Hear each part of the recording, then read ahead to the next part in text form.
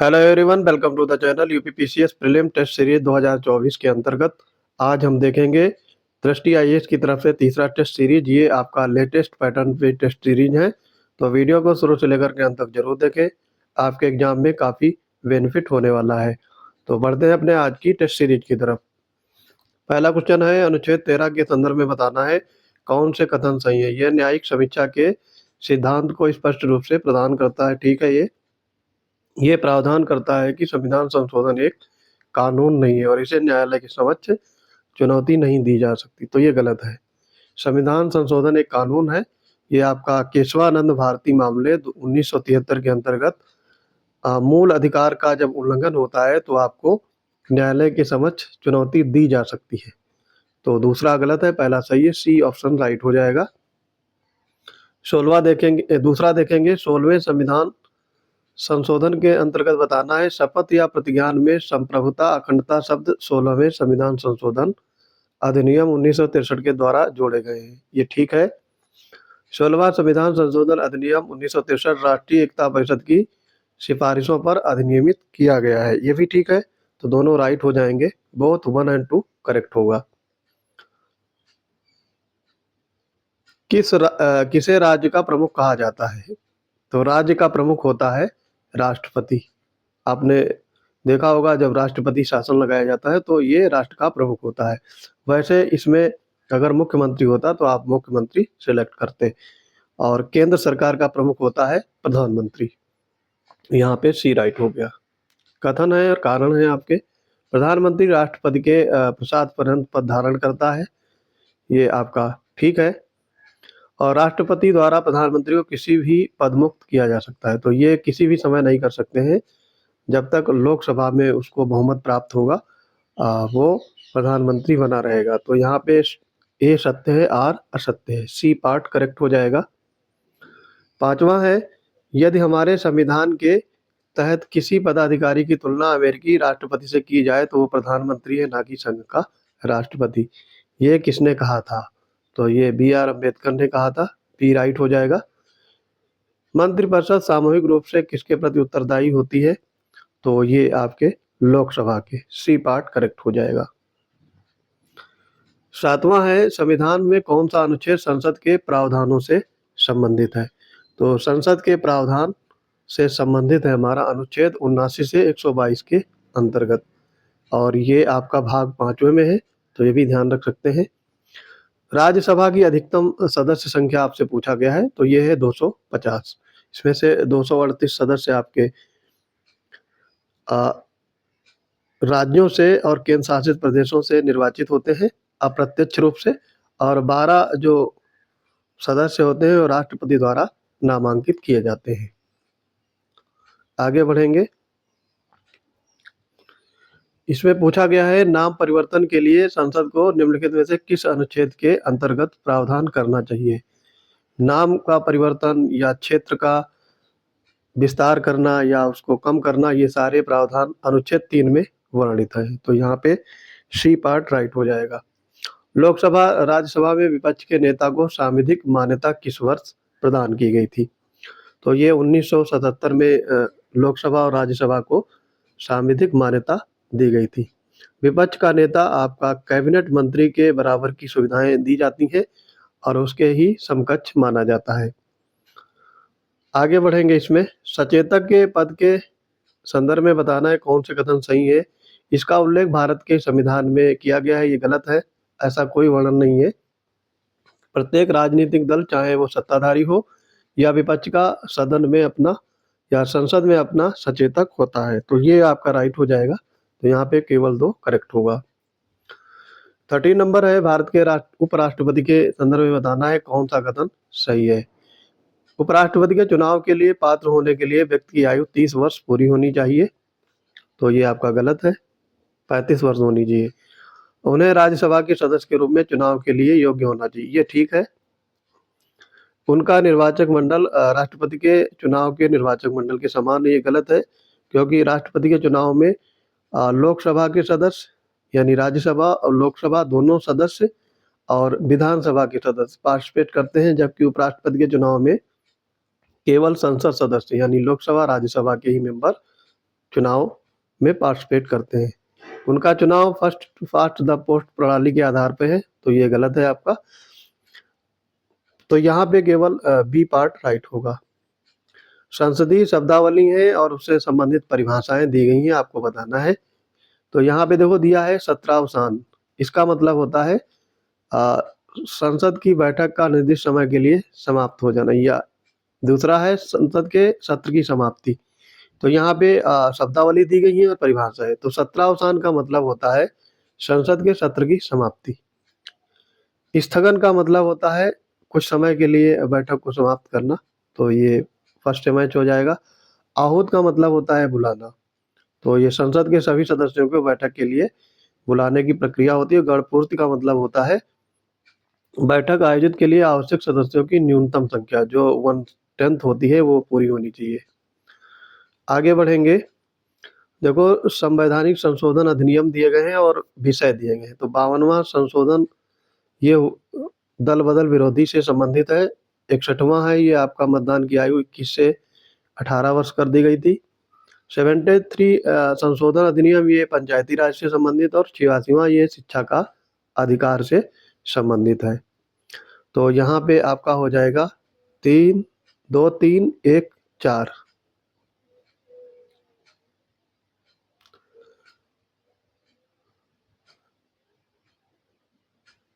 आगे इसमें बढ़ेंगे। कथन दिए गए हैं, कारण दिए गए। किसी राज्य का राज्यपाल धन विधेयक को राष्ट्रपति के विचारार्थ आरक्षित कर सकता है।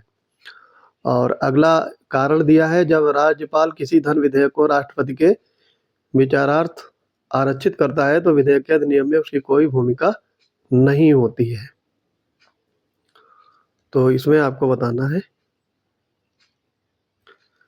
देखो यहाँ पे आपका ये दोनों कथन सही है, लेकिन ये एक दूसरे को परिभाषित नहीं करते हैं, अलग अलग टॉपिक है। तो बी पार्ट यहाँ पे करेक्ट होगा। फिर है कथन कारण दिया है, भारत को विनाशी राज्यों का अविनाशी संघ कहा गया है। ठीक है ये बात। और किसी भी राज्य को क्षेत्रीय अखंडता की गारंटी संविधान द्वारा नहीं दी जा सकती है, तो ये भी ठीक है। दोनों अलग अलग चीजें हैं, तो व्याख्या नहीं करेगा, बी पार्ट राइट हो जाएगा। मूल अधिकार दिए गए हैं और उससे संबंधित अनुच्छेद हैं। गिरफ्तारी और हिरासत से संरक्षण, ये आपका अनुच्छेद 22 के अंतर्गत है। अपराधों की दोष सिद्धि के संबंध में संरक्षण, ये अनुच्छेद 20 में है। मानव व्यापार का निषेध अनुच्छेद 23, और संवैधानिक उपचारों का अधिकार है अनुच्छेद 32। तो यहाँ पे आपका हो जाएगा 2 3 1 और 4। ए पार्ट यहाँ पे करेक्ट होगा। आगे है भारतीय संविधान की प्रस्तावना में संदर्भ में बताना है। इसे 26 नवंबर 1949 को अपनाया गया। ठीक है। ये 42वें संविधान संशोधन अधिनियम 1976 के माध्यम से प्रस्तावना में समाजवादी, धर्मनिरपेक्ष और लोकतांत्रिक शब्द जोड़े गए। तो यहाँ पे लोकतांत्रिक शब्द नहीं है, तो पहला यहाँ पे राइट होगा। सी पार्ट आपका करेक्ट हो जाएगा। यहाँ पे आपका अखंडता शब्द होना चाहिए लोकतांत्रिक की जगह पे। 19 नंबर में है, आपको बताना है कुछ केस दिए गए हैं सर्वोच्च न्यायालय के मामलों पे, उनको कालानुक्रम में व्यवस्थित करना है। तो प्रारंभ से लेकर के अंत तक क्रोनोलॉजिकल ऑर्डर में बताना है। केशवानंद भारती मामला ये आपका आया था 1973 में। गोलकनाथ मामला 1967 में। मेनका गांधी मिनर्वा मामला ये आया था 1978 में।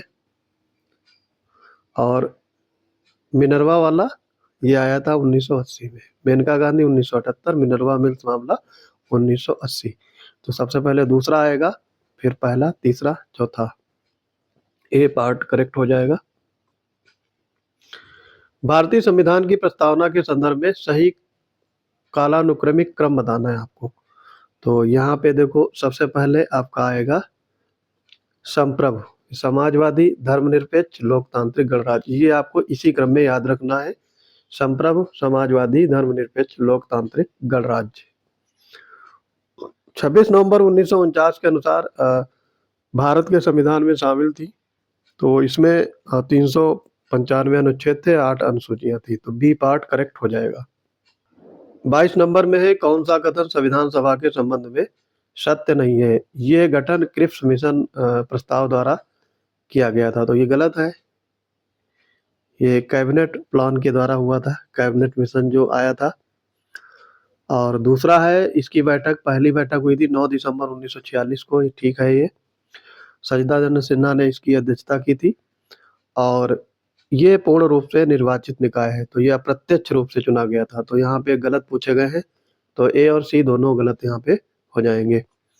ये कैबिनेट मिशन प्लान के द्वारा संविधान सभा का गठन हुआ था, ये ध्यान रखेंगे, पूछा जाता है। आगे है, संविधान सभा की समितियां हैं, उससे संबंधित अध्यक्ष दिए गए हैं, आपको सही मैच करना है। सदन समिति, इसके बी पट्टाभी रमैया। प्रक्रिया नियम समिति के डॉक्टर राजेंद्र प्रसाद, 4-2।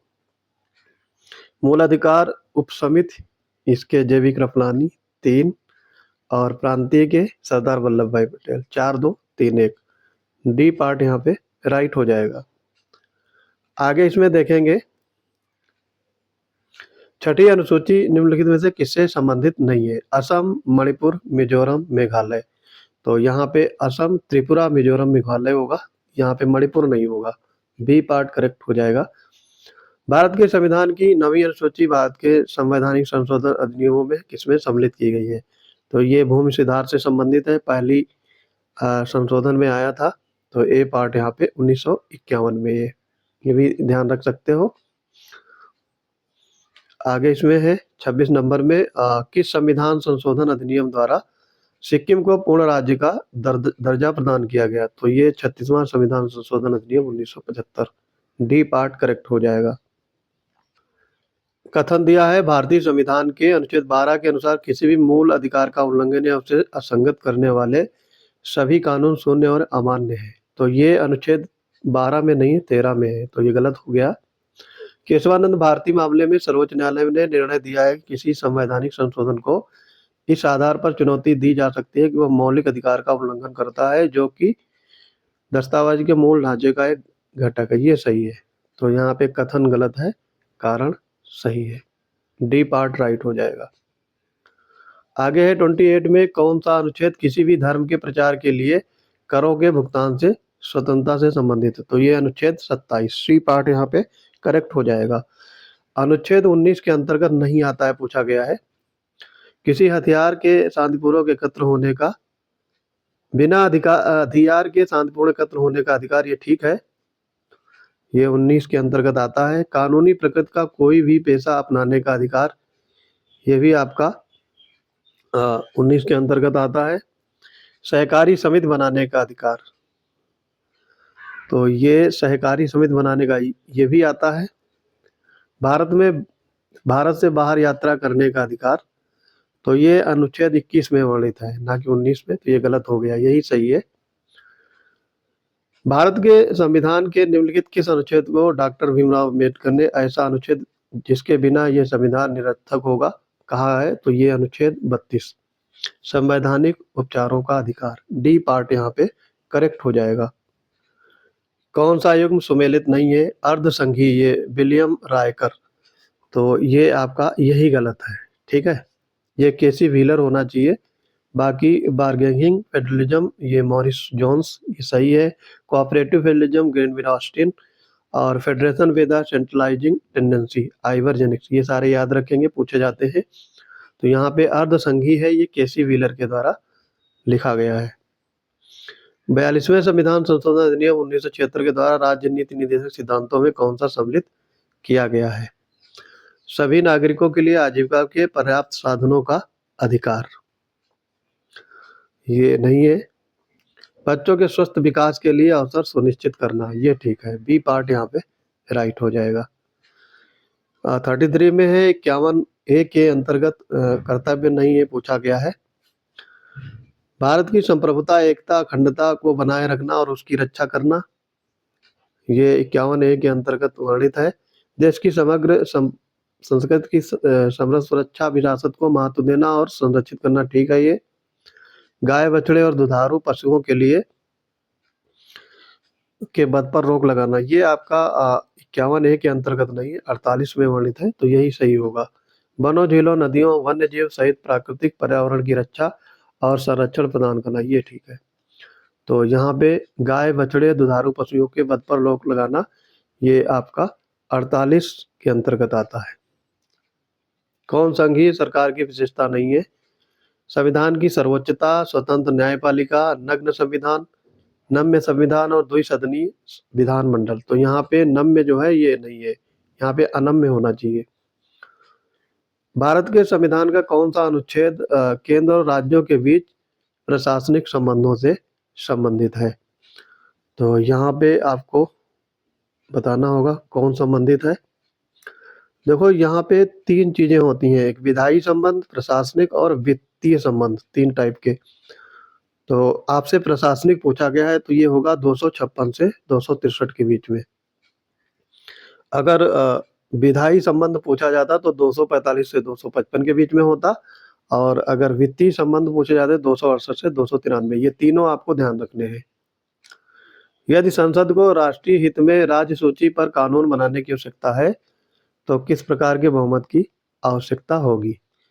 तो इसमें 2/3 बहुमत होना चाहिए, तो ए पार्ट यहाँ पे करेक्ट होगा। यदि राज्यसभा अपने उपस्थित और मतदान करने वाले सदस्यों के 2/3 बहुमत से प्रस्ताव पारित करती है, तो ये राज्य सूची पर कानून बन सकता है। प्रोटेम स्पीकर के बारे में बताना है। प्रोटेम स्पीकर संसद में कार्यवाही संचालित करने के लिए सीमित समय अवधि के लिए नियुक्त एक अस्थायी स्पीकर होता है, ठीक है ये। और जब सदन द्वारा नए स्पीकर का चुनाव किया जाता है तब प्रोटेम स्पीकर का पद समाप्त होता है, ये भी सही है।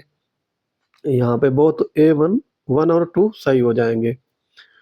भारत के राष्ट्रपतियों के कालक्रमानुसार यानी क्रोनोलॉजिकल ऑर्डर में लगाना है, तो यहाँ पे जाकिर हुसैन, बीबी गिरी, फखरुद्दीन अली अहमद, शंकर दयाल शर्मा, ये आपका सही क्रोनोलॉजिकल ऑर्डर है। जाकिर हुसैन का कार्यकाल 1967 से 1969 के बीच में, बीबी गिरी का 1969 से 1974, फखरुद्दीन अली अहमद का 1974 से 1977 और शंकर दयाल शर्मा का 1992 से 97 के बीच में। कौन सा कथन सही है आपसे पूछा गया है? उपराष्ट्रपति राष्ट्रपति को पत्र संबोधित करके अपना त्याग पत्र दे सकता है, ठीक है। और राष्ट्रपति उपराष्ट्रपति को संबोधित करके अपना त्याग, ये दोनों सही है, एक दूसरे को अपना रिजिग्नेशन दे सकते हैं। तो यहाँ पर बोथ 1 और 2 राइट हो जाएगा। दोनों सदनों की संयुक्त बैठक के संदर्भ में बताना है कौन से कथन सही है। संयुक्त बैठक का प्रावधान धन विधेयकों पर लागू नहीं होता है। राज्यसभा का अध्यक्ष दोनों सदनों की संयुक्त बैठक की अध्यक्षता करता है, तो यहाँ पे आपका पहला वाला राइट हो जाएगा, दूसरा वाला गलत है, ठीक है।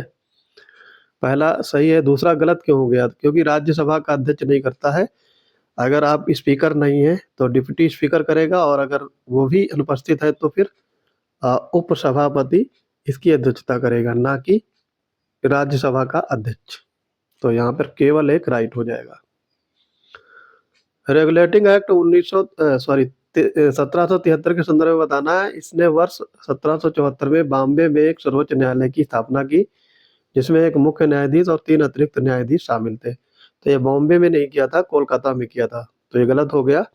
और इसने बंगाल के गवर्नर को बंगाल का गवर्नर जनरल नियुक्त किया था, तो ये सही है, केवल 2 यहाँ पे राइट हो जाएगा।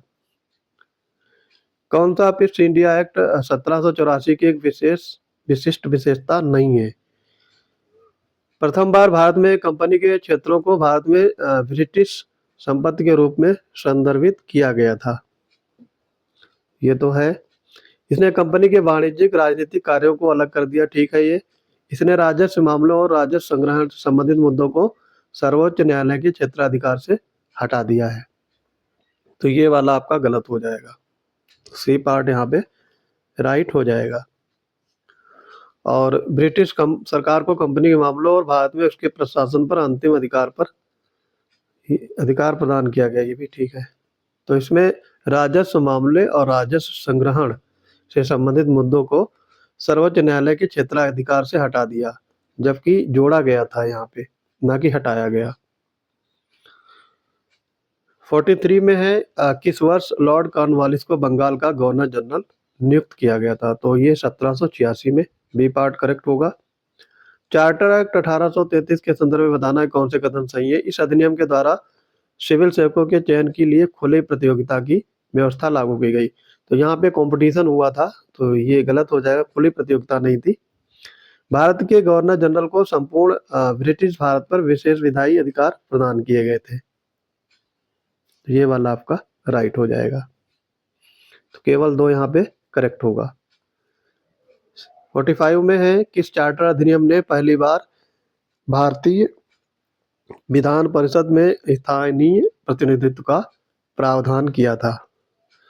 तो ये आपका चार्टर अधिनियम था 1853। ए पार्ट करेक्ट हो जाएगा। कौन भारतीय परिषद अधिनियम 1861 की एक विशेषता नहीं है?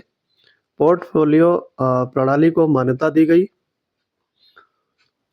ठीक है। ये आपातकाल के दौरान वायसराय को अध्यादेश जारी करने का अधिकार प्रदान किया गया, ठीक है। बॉम्बे और मद्रास प्रेसिडेंसियों की शक्तियां वापस ले ली गई, और इसने कंपनी के कर्मचारियों को निजी व्यापार में शामिल होने या स्थानीय लोगों से उपहार या रिश्वत स्वीकार करने पर प्रतिबंध लगा दिया था। ये वाला गलत हो जाएगा, ठीक है।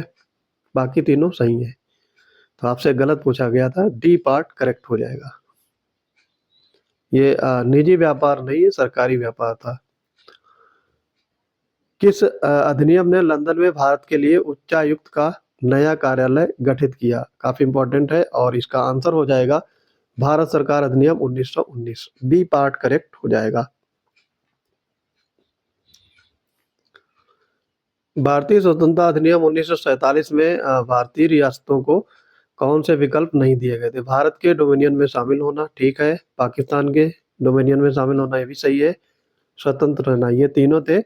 चौथा वाला नहीं था, ब्रिटिश सर्वोच्चता स्वीकार करना, तो ये वाला नहीं था। यही आंसर है आपका, डी पार्ट। अंतिम सरकार के सदस्य 1946 में, और ये जब अंतरिम सरकार बनी थी 1946 में, संबंधित विभाग आपको बताना है। आई चौधरीगर, जगजीवन राम, अब्दुल रब निस्तार, आसफ अली। आपको इसमें मैच कराना है कौन सा सुमेलित है। तो यहाँ पे देखो, आई चौधरीगर, चौधरीगर, इनका डिपार्टमेंट कौन सा था?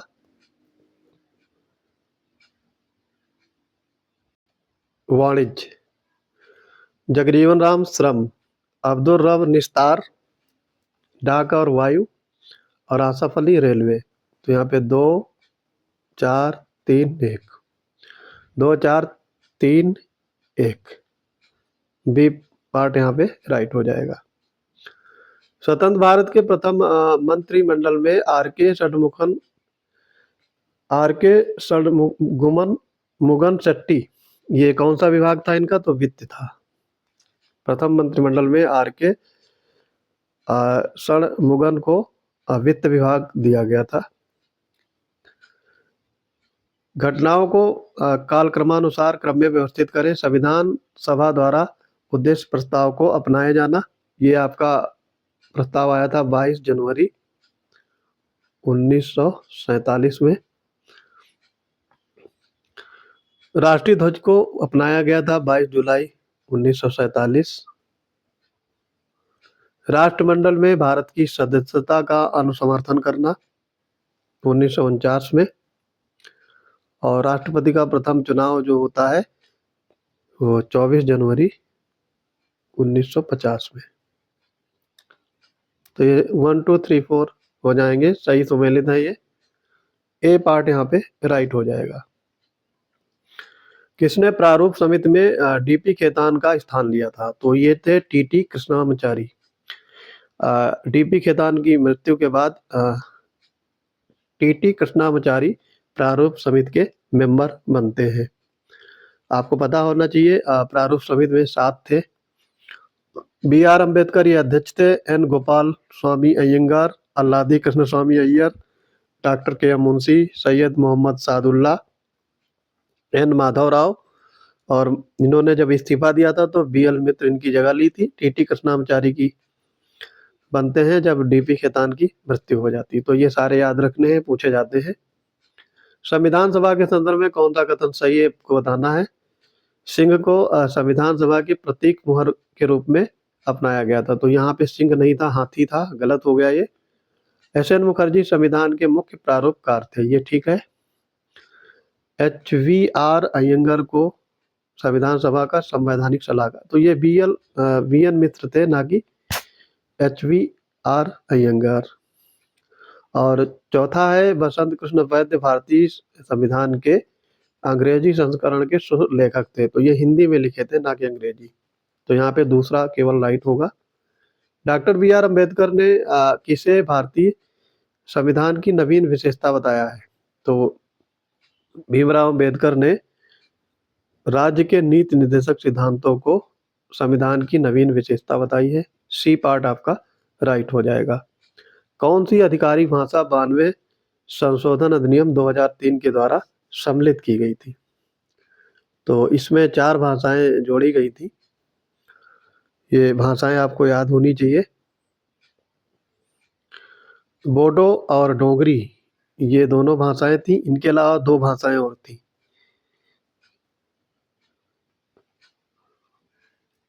मैथिली और संथाली। तो यहाँ पर 1 और 3 राइट होगा, सी पार्ट करेक्ट हो जाएगा। भारत के राष्ट्रपति के चुनाव की पद्धति निम्नलिखित में से किससे ली गई है। तो ये आयरलैंड के संविधान से ली गई है, डी पार्ट करेक्ट हो जाएगा। कथन कारण दिए हैं, भारत अप्रत्यक्ष लोकतंत्र का पालन करता है। और दूसरा इसे स्टेटमेंट है, भारत में लोगों द्वारा चुने गए प्रतिनिधि देश में शासन करने, कानून बनाने का अंतिम अधिकार रखते हैं। ये भी ठीक है, दोनों सही हैं और व्याख्या भी करेंगे। तो बी पार्ट करेक्ट हो जाएगा। आपातकाल के दौरान मूल अधिकारों के निलंबन की विशेषता बताई गई है। ये आपका वाइमर संविधान जर्मनी से लिया गया है, ए पार्ट करेक्ट हो जाएगा। फिर है 59 में कौन सा भारतीय संविधान के विशाल आकार में योगदान देने वाला कारक नहीं है। तो ये आपका होगा राजनीतिक कारक। बाकी तीनों हैं भौगोलिक, विधि व्यत्ययों पर प्रभुत्व, केंद्र राज्य दोनों के लिए एकल संविधान। तो यहाँ पे कारक नहीं है, राजनीतिक कारक। भारतीय संविधान को बारगेनिंग फेडरलिज्म के रूप में वर्णित किया है। तो अभी पहले देख चुके हैं इसको, मॉरिस जोन्स द्वारा। सी पार्ट करेक्ट हो जाएगा। उद्देश्य प्रस्ताव पारित किया गया था। तो ये 13 दिसंबर 1946 को पंडित जवाहरलाल नेहरू के द्वारा संविधान सभा में उद्देश्य प्रस्ताव पेश किया गया था और फिर पारित हो गया था। केंद्र शासित प्रदेश है, राज्य या केंद्र शासित प्रदेश, राज्यसभा में सीटों की संख्या आपको बताना है। तो यहाँ पे राज्य दिए गए हैं छत्तीसगढ़, असम, गुजरात और झारखंड। आपको इसमें राज्यसभा की सीटों की संख्या आपको पता होनी चाहिए, इस टाइप के क्वेश्चन भी पूछे जाते हैं। तो छत्तीसगढ़ में 5 हैं राज्यसभा की सीटें, असम में 7 हैं, गुजरात में 11 हैं और झारखंड में 6 हैं। तो 2, 1, 3, 4 बी पार्ट करेक्ट हो जाएगा। संविधान सभा के गठन की मांग अंततः स्वीकार की गई थी। तो ये अगस्त प्रस्ताव में स्वीकार की गई थी, ए पार्ट यहाँ पे राइट हो जाएगा। गलती से आपको कैबिनेट मिशन प्लान नहीं लगाना है, क्योंकि इसमें आपको भूल हो सकती है। अगस्त में 1940 में ये अगस्त प्रस्ताव आया था, तो उसमें संविधान सभा की मांगे स्वीकार की गई थी। आगे इसमें देखो 64 में देखेंगे, राज्य केंद्र शासित प्रदेशों का गठन है और वर्ष दिए गए हैं, सुमेलित नहीं है पूछा गया। गोवा का 1987 में हुआ, ठीक है। हरियाणा 1966, ये भी सही है। मणिपुर का 1972, ठीक है। नागालैंड 1963 होना चाहिए, ना कि 64। तो डी पार्ट यहाँ पे राइट हो जाएगा। उत्तर प्रदेश के मुख्यमंत्री द्वारा शुरू की गई एम युवा योजना किससे संबंधित है। तो एम युवा योजना ये आपका उद्यमियों को बढ़ावा देने के लिए, ए पार्ट यहाँ पे राइट हो जाएगा। विश्वकर्मा श्रम सम्मान योजना के बारे में आपको बताना है कौन से कथन सही है। इसे पारंपरिक कारीगरों, शिल्पकारों के उत्थान के लिए बनाया गया है, ठीक है ये। और ये पूर्ण रूप से भारत सरकार द्वारा वित्त पोषित है, भी ठीक है, तो दोनों यहाँ पे राइट हो जाएंगे, बी पार्ट करेक्ट हो जाएगा। 67 है विश्व वन्य जीव दिवस प्रत्येक वर्ष मनाया जाता है, तो ये 3 मार्च को। और इसकी थीम इंपॉर्टेंट रहती है जो पूछी जाती है एग्जाम में, वो आपको ध्यान रखनी है। Connecting people and planet, exploring digital innovation in wild life conservation, ये 2024 की थीम रही है। ओखला पक्षी अभयारण्य उत्तर प्रदेश के किस जिले में है? तो ये आपका गौतम बुद्ध जिले में, गौतम बुद्ध नगर, ए पार्ट राइट हो जाएगा। 69 में है कौन सा हाइड्रोजन गैस का प्रकार द्वारा निर्मित सही सुमेलित नहीं है? ग्रे हाइड्रोजन प्राकृतिक गैस, ग्रीन हाइड्रोजन जल, ब्लू हाइड्रोजन वायुमंडलीय गैस, तो यहाँ पे ब्लू हाइड्रोजन ये सुमेलित नहीं है, सी पार्ट राइट हो जाएगा। ये कोयले से संबंधित है, ना कि वायुमंडलीय गैस। ग्रामीण विद्युतीकरण निगम लिमिटेड REC ने उत्तर प्रदेश के किस जिले में लगभग 75,500 बच्चों की शिक्षा का समर्थन करने के लिए विज्ञान और शैक्षिक इकाई विकास इकाई यूनिसेट के साथ साझेदारी की है? तो ये किया है सिद्धार्थनगर ने, सी पार्ट करेक्ट होगा। उत्तर प्रदेश का प्रोजेक्ट प्रवीण आपसे पूछा गया है, किससे संबंधित है? तो प्रोजेक्ट प्रवीण ये आपका नौकरी के लिए लड़के लड़कियों को कौशल प्रशिक्षण और नए युग का पाठ्यक्रम, ये इससे संबंधित है, ए पार्ट यहाँ पे करेक्ट हो जाएगा। आगे बढ़ेंगे 72 में, प्रधानमंत्री ग्राम सड़क योजना के संदर्भ में बताना है कौन से कथन सही है? इसे वर्ष 2000 में लॉन्च किया गया था, ठीक है। ये इसका उद्देश्य देश में केवल राजमार्गों, राष्ट्रीय राजमार्गों और एक्सप्रेस वे का विकास करना है, तो ये गलत हो जाएगा। यहाँ पे केवल शब्द आए तो समझो गलत होने की ज्यादा संभावना होती है। ये सभी राज्य मार्गों को रिमोट एरिया से या गांव से जोड़ने के लिए प्रतिबद्ध है, तो केवल एक यहाँ राइट हो जाएगा। उत्तर प्रदेश सरकार ने किस क्षेत्र में सूखे की निगरानी के लिए टेलीमेट्रिक मौसम स्टेशन TWS स्थापित करने की योजना की घोषणा की है? तो सूखा की स्थिति ज्यादातर बुंदेलखंड क्षेत्र में बनी रहती है, तो आंख मूंद कर आप टिक कर सकते हैं, सी पार्ट यहाँ पे राइट हो जाएगा। कौन सा जिला बुंदेलखंड क्षेत्र में स्थित नहीं है?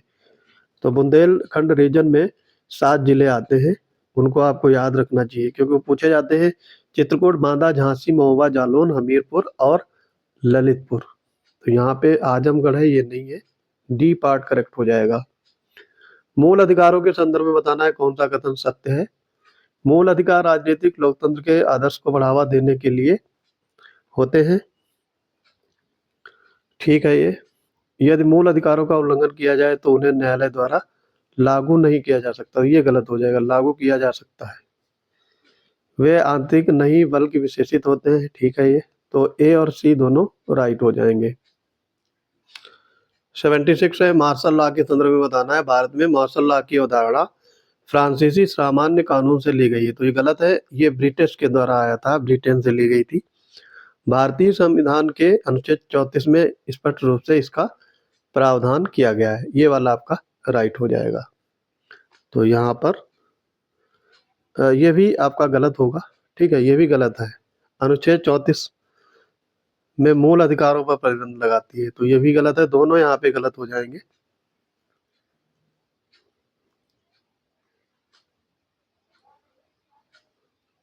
एक सेकेंड, ठीक है, तो ये दोनों सही नहीं है, सी पार्ट यहाँ पे राइट हो जाएगा।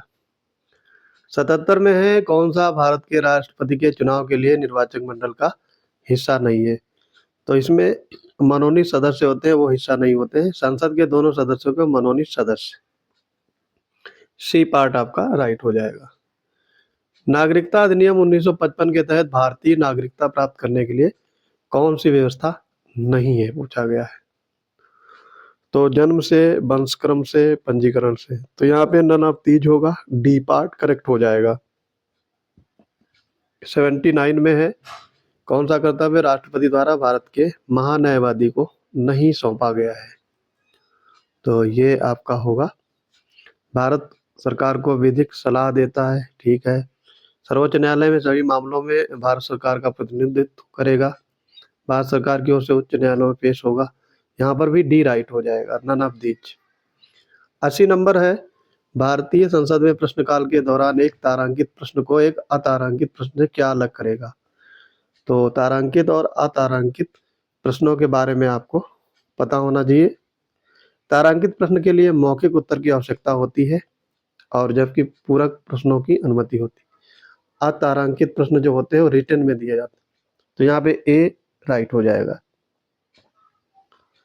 81 है, कौन संसद के सदनों का सामूहिक विशेषाधिकार नहीं है? ये पूछा गया है। तो ये होगा आपका गिरफ्तारी और हिरासत के बारे में जारी प्राप्त करने का अधिकार। सी पार्ट यहाँ पे राइट होगा। सार्वजनिक उपक्रम समिति का गठन किसकी सिफारिश पे किया गया था? तो ये कृष्ण मेनन समिति आई थी, उसके अनुशंसा पे किया गया था। और ये कब आई थी? 1964 में। ये ध्यान रख सकते हैं, ईयर पूछा जाता है। संसद के दोनों सदनों की संयुक्त बैठक का कोरम क्या होना चाहिए? तो ये कोरम आपका दोनों सदनों के सदस्यों की कुल संख्या का 1/10 यानी 10वां हिस्सा। डी पार्ट करेक्ट हो जाएगा। संसद के संदर्भ में आपको बताना है कौन से कथन सही नहीं है। भारत का राष्ट्रपति राज्यसभा का पदेन सभापति होता है, तो ये ठीक है। धन विधेयक सिर्फ लोकसभा में ही प्रस्तुत किए जा सकते हैं, तो ये भी ठीक है। तो इनमें ना तो एक और ना ही दो होंगे। डी पार्ट करेक्ट हो जाएगा। कौन सा कथन सही नहीं है? भारत के लोक लेखा खाते से भुगतान संसदीय विनियोग के बिना किया जा सकता है और भारत की आकस्मिकता निधि राष्ट्रपति के अधीन है।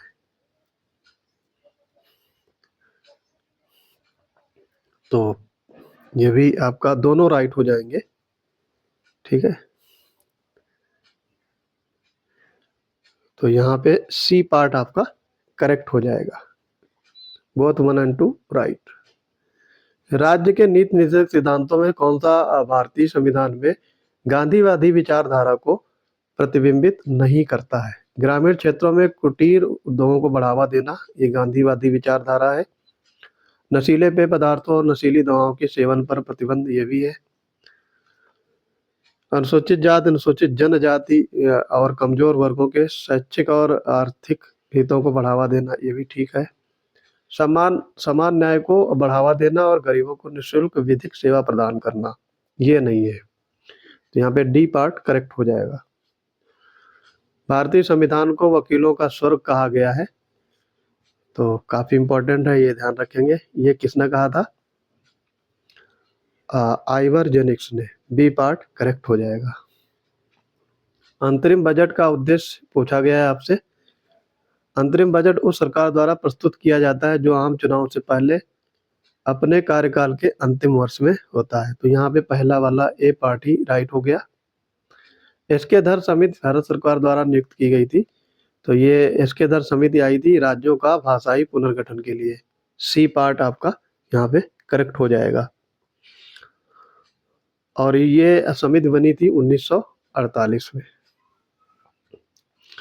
हाल ही में कौन सा देश गर्भपात को संवैधानिक अधिकार बनाने वाला विश्व का प्रथम देश बन गया है? तो ये है फ्रांस।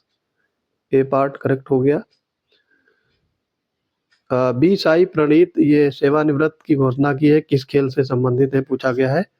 तो ये बैडमिंटन से संबंधित है। सी पार्ट आपका करेक्ट हो जाएगा। इन्होंने बैडमिंटन से संन्यास लेने की घोषणा की है। महिला व्यवसाय कानून रिपोर्ट किसके द्वारा जारी की जाती है? तो ये विश्व बैंक के द्वारा। हाल ही में क्रिस्टिना पिचकोवा मिस वर्ल्ड 2024 के ताज से नवाजा गया है, ये किस देश से संबंधित है? तो ये चेक गणराज्य से। डी पार्ट करेक्ट होगा। 2024 के लिए जल शक्ति अभियान कैच द रेन 2024 अभियान का थीम आपसे पूछा गया है, तो ये आपका थीम इम्पोर्टेंट है, याद रखना पड़ेगा। यह नारी शक्ति से जल शक्ति। सी पार्ट करेक्ट हो जाएगा। प्रधानमंत्री मोदी ने हाल ही में किस राज्य में महतारी वंदना योजना प्रारंभ की? तो ये छत्तीसगढ़ में। ए पार्ट करेक्ट हो जाएगा। हाल ही में राष्ट्रीय अनुसूचित जाति आयोग एनसीएससी के अध्यक्ष के रूप में, तो ये है किशोर मकवाना। बी पार्ट यहाँ पे करेक्ट हो जाएगा। एक साथ एक चुनाव पर उच्च स्तरीय समिति गठित की गई है, तो इसमें अध्यक्ष थे रामनाथ कोविंद। ए पार्ट यहाँ पे करेक्ट हो जाएगा। तो टोटल 7 मेंबर थे, तो ये भी ध्यान रख सकते हो। मानव विकास सूचकांक 23-24 में भारत की रैंक आपसे पूछी गई है, तो ये 134 है। बी पार्ट करेक्ट हो जाएगा। हाल ही में चर्चा में रहा अभ्यास नैमितीय भारत और किस देश के बीच आयोजित किया गया, तो ये सीशेल्स के बीच में, और ये कहाँ पे, विशाखापत्तनम में। तो सी पार्ट यहाँ पे राइट हो जाएगा।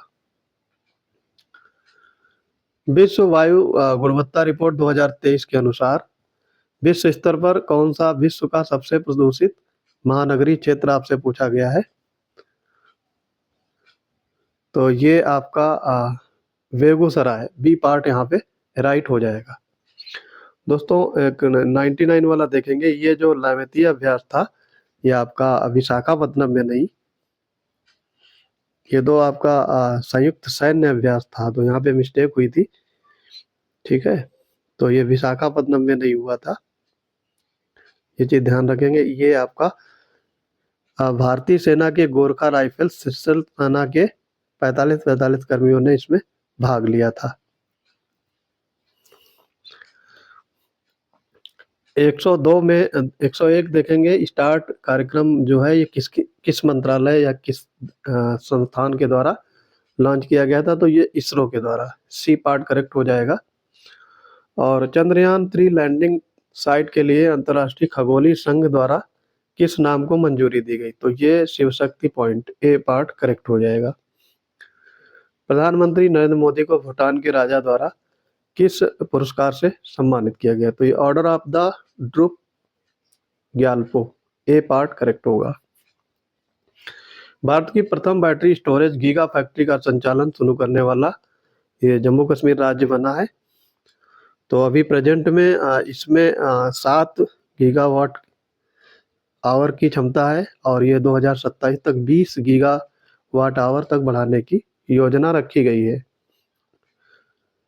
किस व्यक्ति को वर्ष 2024 के लिए एबेल पुरस्कार से सम्मानित किया गया है, तो ये एबेल पुरस्कार दिया जाता है Norwegian academy of the science and letters, तो ये फ्रांस के मिशेल टेलाग्रैंड को दिया गया है। ए पार्ट करेक्ट हो जाएगा। भारत निर्वाचन आयोग द्वारा सक्षम ऐप लॉन्च किया गया है, तो ये विकलांग व्यक्तियों के लिए मतदाता पंजीकरण और चुनाव के दौरान सेवाओं को सुविधाजनक बनाने के लिए सक्षम ऐप भारत निर्वाचन आयोग ने लॉन्च किया। बी पार्ट यहाँ पे राइट होगा। कौन सा देश नाटो का 32वां मेंबर बना है, तो ये है स्वीडन, और फिनलैंड बना था 31वां, ठीक है। तो 32वां है स्वीडन। कौन सीमा सुरक्षा बल की पहली महिला स्नाइपर बनी है, तो ये है सुमन कुमारी, बी पार्ट करेक्ट होगा। अंतर्राष्ट्रीय महिला दिवस 2024 की थीम पूछी गई है, काफी इंपॉर्टेंट है ये, आपको ध्यान रखना है, ये पूछा जा सकता है एग्जाम में। तो ये है invest in women accelerate progress, A part यहाँ पे राइट हो जाएगा। प्रधानमंत्री नरेंद्र मोदी द्वारा किस नदी के नीचे भारत की पहली अंडर वाटर मेट्रो टनल का उद्घाटन किया गया है, तो ये कोलकाता में हुगली नदी, सी पार्ट करेक्ट होगा। भारत का पहला डॉल्फिन अनुसंधान केंद्र एनडीआरसी कहाँ स्थापित किया गया, तो ये पटना में, सी पार्ट करेक्ट हो जाएगा। भारतीय नागरिकों को बचाने के लिए भारत सरकार ने निम्नलिखित में से किस संघर्ष ग्रस्त देश में ऑपरेशन इंद्रावती आरंभ किया था, तो ये हैती में, ए पार्ट यहाँ पे राइट हो जाएगा। भारत का पहला स्वदेशी रूप से विकसित फास्ट ब्रीडर रिएक्टर, तो ये कलपक्कम में है, बी पार्ट यहाँ पे राइट हो जाएगा। हाल ही में चर्चा में रहा था इसलिए क्वेश्चन लिया गया है। तो पहला स्वदेशी रूप से विकसित 500 megawatt prototype fast breeder reactor ये तमिलनाडु के कलपक्कम में स्थापित किया गया। आगे इसमें बढ़ेंगे। डेनियल कॉनमैन, ये जिनका हाल ही में निधन हो गया है, को आर्थिक विज्ञान में स्वरिक्स रिक्सबैंक पुरस्कार दिया गया है। स्वरिक्स रिक्स बैंक द्वारा ये पुरस्कार दिया गया है, कब दिया गया था ये पूछा गया है, तो 2002 में। कौन सा राज्य विधवा पुनर्विवाह प्रोत्साहन योजना आरंभ करने वाला प्रथम राज्य बन गया, तो ये झारखंड है, और इसमें आर्थिक सहायता दी जाती है महिलाओं को 2 लाख रुपए। भारत में कौन सा बंदरगाह ASTDS टग ओशन ग्रेस पाने वाला पहला बंदरगाह बना है? तो ये पारादीप है, उड़ीसा में है ये ध्यान रखेंगे। पहला बंदरगाह है जिसको ओशन ग्रेस पुरस्कार मिला है। भारत का पहला AI जनरेटेड स्कूल शिक्षक रोबोट आइरिस ये कहाँ पे प्रस्तुत किया गया है? तो ये केरल में। ए पार्ट करेक्ट हो जाएगा। तो ये 3 भाषाएं बोल सकता है, अंग्रेजी, मलयालम और हिंदी। भारत और किस देश के बीच समुद्र लक्ष्मण अभ्यास आयोजित किया गया है? तो समुद्र लक्ष्मण अभ्यास ये आयोजित किया गया है मलेशिया में, मलेशिया और भारत के साथ में विशाखापत्तनम में।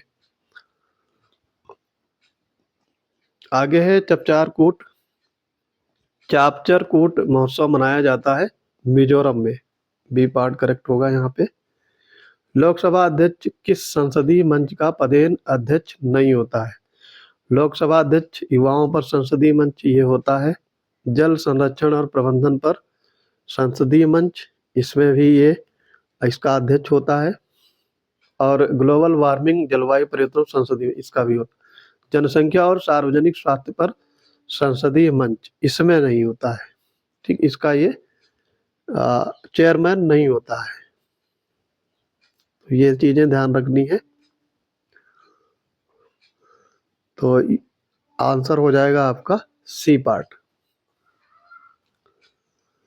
इसका जो वाइस प्रेसिडेंट या जो राज्यसभा का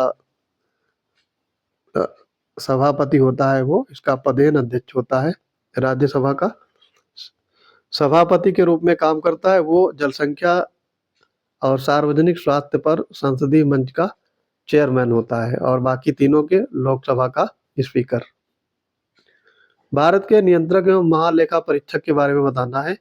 भारत का संविधान अनुच्छेद 149 के तहत CAG के लिए एक स्वतंत्र कार्यालय का प्रावधान करता है। तो ये 148 है, ना कि 49, तो ये गलत हो गया। और CAG राष्ट्रपति को त्यागपत्र भेजकर किसी भी समय अपने पद से इस्तीफा दे सकता है, ये ठीक है। तो यहाँ पे केवल 2 राइट होगा, डी पार्ट करेक्ट हो जाएगा। सर्वोच्च न्यायालय के न्यायाधीशों के संदर्भ में बताना है कौन सा कथन सही नहीं है। सर्वोच्च न्यायालय के न्यायाधीश के रूप में नियुक्त होने वाले व्यक्ति की आयु 35 वर्ष होनी चाहिए। ये जरूरी नहीं है, ठीक है।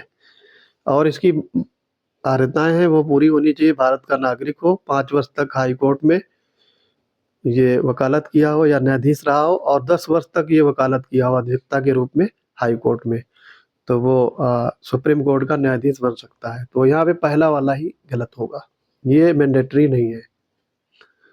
लोकसभा अध्यक्ष के संदर्भ में बताना है कौन से कथन सही है। वो सदन के नेता के अनुरोध पर सदन की गुप्त बैठक की अनुमति दे सकता है, ठीक है। ये लोकसभा की सभी संसदीय समितियों के अध्यक्ष की नियुक्त करता है, ठीक है। तो दोनों राइट हो जाएंगे, डी पार्ट यहाँ पे करेक्ट हो जाएगा। सर्वोच्च न्यायालय के बारे में बताना है कौन सा कथन सही है। इसका अपीलीय क्षेत्राधिकार केवल संवैधानिक मामलों तक ही सीमित है, तो ये जरूरी नहीं है। इसमें तीनों आते हैं आपके, अपीलीय, दीवानी और ये सब। तो पहला गलत हो गया। न्यायिक समीक्षा का इसका दायरा सीमित है, ये वाला आपका राइट होगा। तो यहाँ पे बी पार्ट करेक्ट हो जाएगा, बाकी ये दोनों गलत हो जाएंगे। यथोचित न्याय प्रक्रिया के अनुसार नागरिकों को अधिकारों की रक्षा करता है।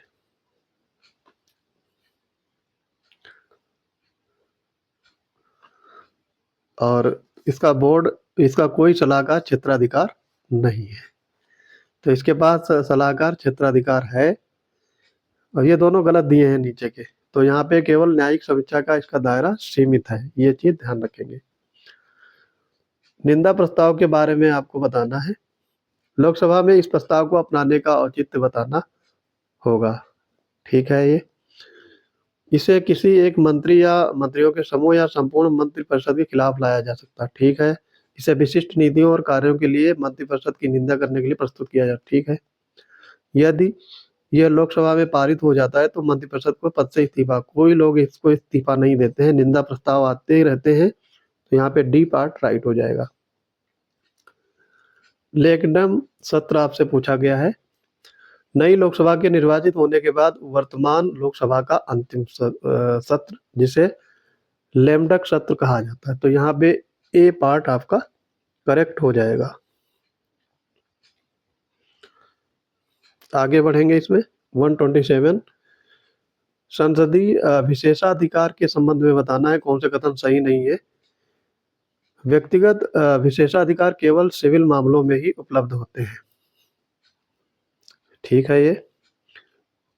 उन्हें संसद में अभिव्यक्ति की स्वतंत्रता होती है। ठीक है। भारतीय संविधान के अनुच्छेद 105 में संसद के दोनों सदनों के संसदीय विशेषाधिकारों को प्रभावित करता है। ये भी ठीक है। सभी विशेषाधिकारों को लोकसभा की प्रक्रिया के नियमों के तहत संहिताबद्ध किया गया है। तो ये वाला आपका गलत हो जाएगा। ठीक है। तो यहाँ पे सी पार्ट राइट हो जाएगा। ये आपका दोनों में, यानी लोकसभा और राज्यसभा, संसद के दोनों सदनों में संहिताबद्ध किया गया, ना कि सिर्फ लोकसभा में। 128 अब तक कितनी बार परिसीमन आयोग का गठन किया गया है? तो ये 4 बार हुआ है। कब कब हुआ है ये आपको याद रखना है। 1952 में, 62 में, 72 में और 2002 में। ये सारे ईयर याद रखेंगे। सब में लास्ट में 2-2 है, ऐसे ध्यान रख सकते हो। परिसीमन आयोग में आपके लोकसभा या राज्यसभा की लोकसभा और एमएलए की सीटों को विस्तार किया जाता है, या फिर उनको कम किया भी जा सकता है, घटाया बढ़ाया जाता है, तो परिसीमन आयोग तब तो ये अपनी रिपोर्ट भेजता है। यहाँ पे देखो दिया है अनुच्छेद, अनुसूचियां और प्रावधान। 6ठी अनुसूची, 9वीं अनुसूची, 3री अनुसूची और 5वीं अनुसूची। तो 6ठी अनुसूची है असम, मेघालय, त्रिपुरा, मिजोरम राज्यों में। 9वीं भूमि सुधार से है। 3री अनुसूची शपथ और प्रतिज्ञान से है। 5वीं है अनुसूचित क्षेत्रों तथा अनुसूचित जातियों के प्रावधान से। तो 2 3 4 1, 2 3 4 1, सी पार्ट आपका करेक्ट हो गया। आगे इसमें देखो देखेंगे संविधान के भाग दिए गए हैं और उससे संबंध सही सुमेलित नहीं है। 130 क्वेश्चन पहुंच गए हैं। भाग 8वां है केंद्र शासित प्रदेश। ठीक है। ये 3रे में मूल अधिकार है। ठीक है। 9वें में पंचायतें हैं। और यहाँ पे आपातकालीन जो प्रावधान है ये 18वें में है, ना कि 17वें में। तो ये गलत हो गया। सी पार्ट यहाँ पे राइट हो गया। कौन सी वीटो शक्ति भारत के राष्ट्रपति के पास नहीं होती है? तो ये विशेषित वीटो ये नहीं होती है। आंतरिक वीटो, निलंबनकारी और पॉकेट, ये तीनों भारत के राष्ट्रपति के पास वीटो शक्तियां होती हैं। ध्यान रखेंगे इसको। 132 है कौन से भारत के संविधान के वर्णित रिट के बारे में सही है? सर्वोच्च न्यायालय मूल अधिकारों और अन्य कानूनी अधिकारों दोनों के लागू करने के रिट प्रदान करता है, और रिट अधिकारिता अमेरिकी कानून से उधार ली गई है। तो यहाँ पे ये आपका पहला वाला गलत हो गया। केवल ये मूल अधिकारों के लिए रिट जारी की जा सकती है, अन्य अधिकारों के लिए नहीं। और ये रिट अधिकार ये ब्रिटेन से ली गई है, ना कि अमेरिका से। दोनों गलत हो जाएंगे। डी पार्ट राइट होगा। लघु संविधान आपसे पूछा गया है, ये किस संशोधन अधिनियम में ऐड किया गया? तो ये 42वें संशोधन अधिनियम। बी पार्ट यहाँ पे राइट हो जाएगा। 42वें संशोधन अधिनियम 1976 के तहत जोड़ी गई थी। 134 है भारत का संसदीय सरकार में विशेषता नहीं है। सामूहिक उत्तरदायित्व, शक्तियों का विलय, राजनीतिक एकरूपता, शक्तियों का पृथक्करण। तो ऊपर के तीनों हैं। शक्तियों का पृथक्करण ये नहीं है। डी पार्ट आपका राइट हो जाएगा। राष्ट्रपति और राज्यपाल के क्षमादान शक्तियों के बारे में आपसे पूछे गए हैं। राष्ट्रपति राज्यपाल दोनों को मृत्युदंड की क्षमा करने का अधिकार है। तो केवल राष्ट्रपति को है, राज्यपाल को नहीं है। तो ये वाला गलत हो गया। कोर्ट मार्शल द्वारा दी गई सजा के संबंध में राज्यपाल क्षमादान नहीं दे सकता। तो ये सही है, राज्यपाल क्षमादान नहीं दे सकता। केवल 2 यहाँ पे राइट होगा। 136 में है, कौन सा प्रत्यक्ष लोकतंत्र का उपकरण नहीं है? तो जनमत संग्रह, पहल और जनमत दो बार दे दिया गया, प्रलिम्बन नहीं है, डी पार्ट यहाँ पे सही हो जाएगा। बजट के अधिनियमन से संबंधी आपको क्रम में लगाना है। अनुदानों की मांग पर मतदान, सामान्य चर्चा, विनियोग विधेयक पारित करना, बजट प्रस्तुत करना। ठीक है, तो यहाँ पे देखो, सबसे पहले बजट का प्रस्तुतिकरण आएगा, फिर सामान्य चर्चा होगी, उसके बाद में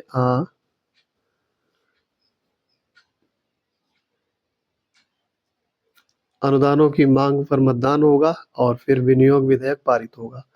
तो 4-3 4 2 3 1 1 3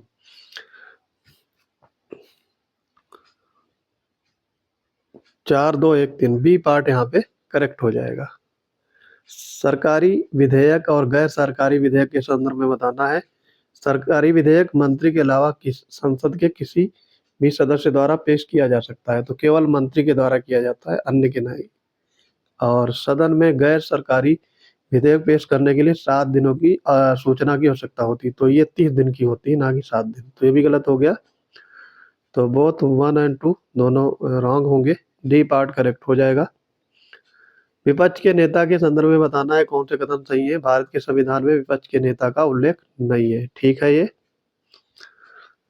और वे कैबिनेट मंत्री के बराबर वेतन, भत्ते, अन्य सुविधाएं प्राप्त करने के प्रबल हकदार है, तो ये भी सही है, दोनों सही हो जाएंगे, सी पार्ट राइट हो जाएगा। सांविधिक अनुदानों के संबंध में बताना है कौन से कदम सही है। अनुच्छेद 275 संसद को राज्यों के सांविधिक अनुदान देने का अधिकार देता है, ठीक है ये। और सांविधिक अनुदान भारत की संचित निधि पर भारित होते हैं, ये भी ठीक है, तो यहाँ पे दोनों राइट हो जाएंगे, सी पार्ट करेक्ट हुआ। राज्य के मुख्य सचिव के बारे में बताना है। मुख्य सचिव का चयन राज्यपाल द्वारा मुख्यमंत्री की सहायता और सलाह के लिए किया जाता है, तो ये गलत हो जाएगा, क्योंकि मुख्य सचिव का चयन मुख्यमंत्री के द्वारा किया जाता है, ना कि राज्यपाल सलाह लेगा। इस पद के लिए कोई निश्चित कार्यकाल नहीं है, ठीक है, तो केवल 2 यहाँ पे राइट हो जाएगा। राष्ट्रीय मतदाता दिवस ये आपका प्रत्येक वर्ष 25 जनवरी को मनाया जाता है, और इस बार की थीम रही है, थीम इम्पोर्टेंट है, ये आपको ध्यान रखनी है। मतदान जैसा कुछ भी नहीं है, मैं निश्चित रूप से मतदान करूंगा। उत्तर प्रदेश की स्वामी विवेकानंद युवा सशक्तिकरण योजना के संदर्भ में बताना है। इसे वर्ष 2021 में लॉन्च किया गया था, ठीक है। केवल स्नातकोत्तर कार्यक्रमों में नामांकित छात्रों को ही योजना का लाभ प्राप्त करने के लिए पात्र है, ये गलत हो जाएगा। यहाँ पे तो केवल आ गया, तो ऑप्शन गलत है। तो ये आपका इसमें स्नातक छात्र, स्नातकोत्तर, डिप्लोमा, कौशल विकास, पैरामेडिकल और नर्सिंग छात्र इत्यादि शामिल हैं, तो केवल एक यहाँ पे राइट होगा। त्रिनेत्र ऐप 2.0 डिजिटल प्लेटफॉर्म बनाया गया है, तो ये आपसे पूछा गया किसके लिए। तो त्रिनेत्र 2.0 ये बनाया गया है आपराधिक रिकॉर्ड के डिजिटलीकरण करने के लिए, तो ए पार्ट करेक्ट हो गया। आयुष्मान भारत योजना के संदर्भ में बताना है। ये सरकार द्वारा पूरी तरह से वित्त पोषित विश्व की सबसे बड़ी स्वास्थ्य बीमा योजना है, ठीक है ये। इसे प्राथमिक और माध्यमिक देखभाल प्रदान करने के लिए वर्ष 2018 में लॉन्च किया गया था, तो यहाँ पे ये तृतीयक है, ना कि प्राथमिक, तो ये गलत हो गया, पहला सही है।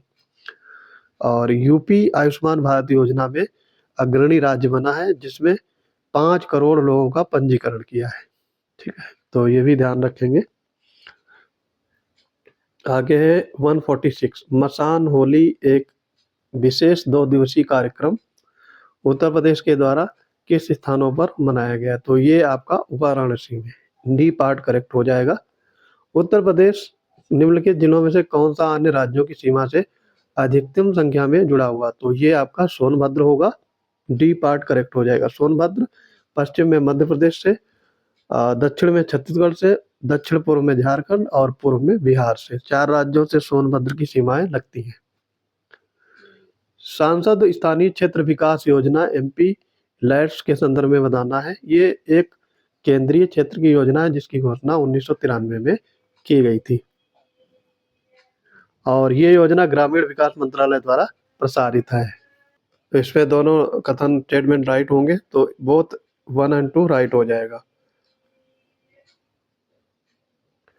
149 देखेंगे, आकांक्षी जिला कार्यक्रम के तहत बताना है आपको कौन से कथन सही है। इसका उद्देश्य देश भर के 112 सबसे कम विकसित जिलों को विकास सुनिश्चित करना है। ठीक है, और आगे है इसमें उत्तर प्रदेश के 8 जिले सम्मिलित किए गए हैं। तो ये आपके दोनों कथन राइट हो जाएंगे, सी पार्ट आपका करेक्ट होगा। ठीक है, ये आप ध्यान रखेंगे। इसमें 8 जिले कौन कौन से हैं ये आपको ध्यान रखना जरूरी है।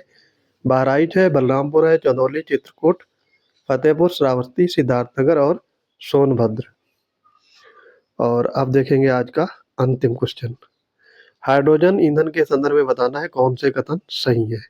ग्रीन हाइड्रोजन का उत्पादन कोयले का उपयोग करके किया जाता है, तो गलत है, ये नवीकरणीय ऊर्जा का उपयोग होता है। और ब्राउन हाइड्रोजन का उत्पादन ये कोयले से होता है। दोनों गलत दिए गए हैं, उल्टा लिखे हुए हैं, तो डी पार्ट यहाँ पे राइट हो जाएगा। आई होप ये वीडियो आपको समझ में आ गया होगा, काफ़ी इंपॉर्टेंट वीडियो है। अगर आप ऐसे और वीडियो चाहिए तो कमेंट बॉक्स में आपका स्वागत है, वहाँ पे आप अपनी प्रतिक्रिया दे सकते हैं। पीडीएफ और अन्य स्टडी मटेरियल अवेल करने के लिए IAS PCS wonders Telegram channel से जुड़ जाएंगे। वहाँ पे बहुत सारी चीज़ें डेली शेयर की जाती हैं। तो बढ़ते हैं अपने अगले अपडेट में मिलेंगे, तब तक के लिए पढ़ते रहिए। जय हिंद।